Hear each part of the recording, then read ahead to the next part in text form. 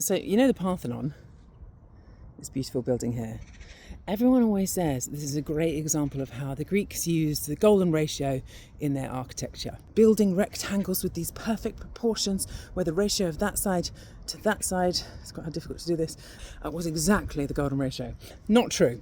No written evidence whatsoever that the ancient Greeks used the golden ratio in designing the Parthenon, and also none of the measurements actually precisely conform to the golden ratio numbers. Something much more interesting, I think, about the Parthenon, a sort of secret mathematical hidden design thing, is that from here it looks like everything is straight, but there are actually no straight lines in the Parthenon.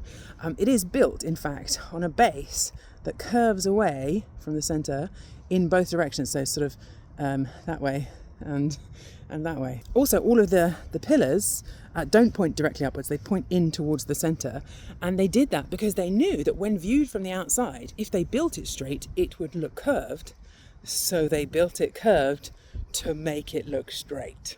Right? Now, when people realised that this is what they'd done, when they saw the evidence for this in the 1800s, they were like, there is no way that the ancient Greeks did this deliberately. This is way, way, way too clever for the kind of technology they had at the time.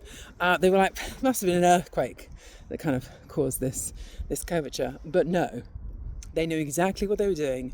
They did it deliberately. And it means that every single segment of these columns is completely unique. Now, if they were capable of that level of precision, they would have been able to adhere to the golden ratio if they'd wanted to.